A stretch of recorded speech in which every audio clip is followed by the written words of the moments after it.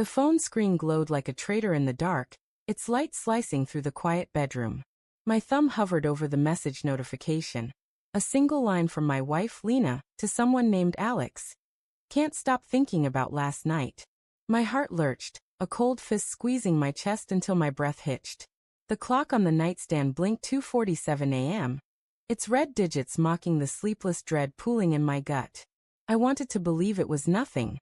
A misunderstanding, a typo, a friend she'd never mentioned. But the words burned, sharp and intimate, like a secret I was never meant to see. I sat frozen on the edge of our bed, the sheets still warm from Lena's body, though she was downstairs, oblivious, sipping chamomile tea in the kitchen. Her routine was always the same. Tea, a book, then bed. But tonight, the normalcy felt like a lie.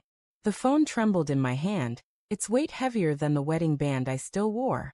I could confront her now, storm downstairs, demand answers. Or I could stay here, silent, letting the suspicion fester like an untreated wound. My mind raced, replaying every moment of our 7 years together, searching for cracks I'd ignored. Lena had been distant lately, her smiles thinner, her touches fleeting. I'd chalked it up to stress, her new promotion at the law firm, the long hours, the endless client dinners. But there were signs, weren't there? The way she'd linger over her phone, tilting the screen away when I walked by. The faint scent of unfamiliar cologne on her scarf last week, dismissed as a crowded elevator. The late nights she'd blamed on team meetings, though her colleagues never mentioned them when I asked. Each memory twisted like a knife, small but sharp, cutting through my denial. I forced myself to stand, the hardwood floor cold against my bare feet. The house was too quiet, the kind of silence that amplifies every creak, every whisper of doubt. I crept to the staircase, clutching the phone like evidence. Downstairs, the kitchen light spilled into the hallway, soft and golden, a cruel contrast to the storm in my chest. Lena sat at the island, her auburn hair loose, one finger tracing the rim of her mug. She looked serene, untouchable, like the woman I'd fallen in love with at a bookstore. Her laugh bright as she debated Austen versus Bronte. How could that woman write those words to someone else? Lena, I said, my voice rough, barely above a whisper. She looked up, startled, her hazel eyes catching the light. For a moment, I saw the girl who'd promised forever, but then her gaze flicked to the phone in my hand, and something, guilt, fear, defiance, flashed across her face. Tom, why are you up? Her tone was light, but it cracked at the edges like thin ice. She set her mug down, the clink too loud in the stillness. I held up the phone, my hand shaking. Who's Alex? The question hung between us, heavy and jagged. I wanted her to laugh, to roll her eyes, to call it a mistake. But her lips parted, and no sound came. Her silence was louder than any confession. It's not what you think, she said finally, her voice low measured, like she was arguing a case in court. Alex is just a colleague. We were working late last night, and can't stop thinking about last night. I cut her off, the words bitter on my tongue. That's what you text a colleague. My voice rose, raw with hurt, and I hated how desperate I sounded. Lena's face hardened, but her eyes glistened, betraying her. You went through my phone? She asked, deflecting, her tone sharp now, accusing. It was a lawyer's trick, turning the blame on me, but it only fueled my anger. You left it on the counter, Lena. It lit up. I didn't go looking for this. My voice cracked, and I hated that too. The vulnerability, the way my love for her still clung to every word. Just tell me the truth. Are you? I couldn't finish, the question too heavy, too final. She stood, crossing her arms, her silk robe catching the light. It's not an affair, Tom. It's complicated. Her words were a dodge, vague enough to keep me grasping, but they confirmed something I didn't want to know. Complicated. The word echoed, hollow and cruel, unraveling years of trust. Complicated how? I pressed, stepping closer, the kitchen tiles cold under my feet. The air smelled of chamomile and her lavender shampoo. A mix that used to feel like home. Now it felt like a stranger's house. Tell me what happened last night. Lena's jaw tightened, and she looked away, her gaze fixed on the window where the night pressed against the glass. Alex and we got close. Too close. It was a mistake, a moment. I didn't mean for it to happen. Her voice broke, and she pressed a hand to her mouth, as if to trap the confession. A moment. The phrase landed like a punch, stealing my breath. I saw it in my mind. Her laughing with someone else, their hands brushing, a stolen kiss in some dimly lit bar. My knees buckled, and I gripped the counter, the granite cool and unyielding. A moment.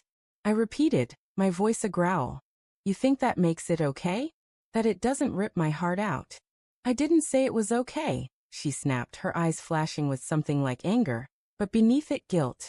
I'm trying to be honest, Tom. I could have lied, but I didn't. I'm telling you because I love you. Love me?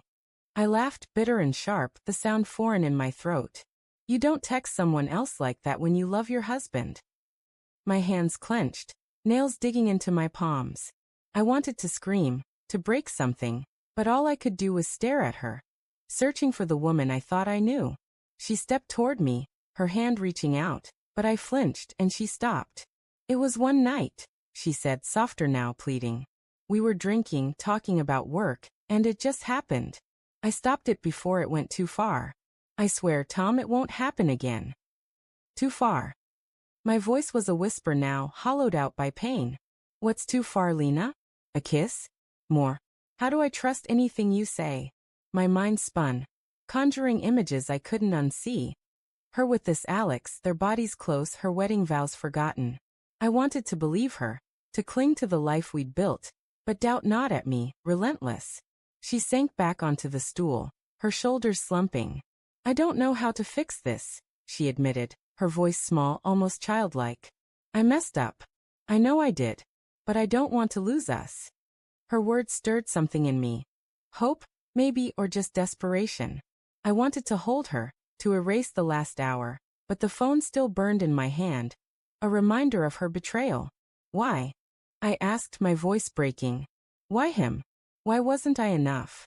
Lena's eyes filled with tears, and for the first time, she looked broken too. It wasn't about you not being enough, she said. It was, I don't know, Tom. I was lost, stressed, and he was there listening. It felt good to be seen for once. Her words cut deeper than I expected. Seen. Had I stopped seeing her? The late nights I'd spent working, the dinners we'd skipped, the way I'd brushed off her complaints about feeling invisible. Guilt crept in, tangling with my anger, making it harder to breathe. Was this partly my fault? Had I driven her to this? I need time, I said finally, my voice flat, drained. I can't do this right now. I turned, heading for the stairs, her phone still in my hand. Her voice followed me, soft, desperate. Tom, please. Don't shut me out. I didn't answer. Upstairs, I locked myself in the guest room, the bed stiff and unfamiliar. My mind churned, replaying her words, her tears, the message. I wanted to forgive her, to believe it was a mistake, but trust was a fragile thing, and hers was shattered. The next morning, I found her asleep on the couch, her face streaked with dried tears. I almost reached for her, but then my phone buzzed. A new message from an unknown number. She's lying. It wasn't just one night. Attached was a photo, Lena laughing, her hand on a man's arm, their faces too close, too familiar. The timestamp was from 2 weeks ago. My heart stopped. The room spun, the air thick with betrayal. I looked at her, still asleep, unaware of the truth I now held.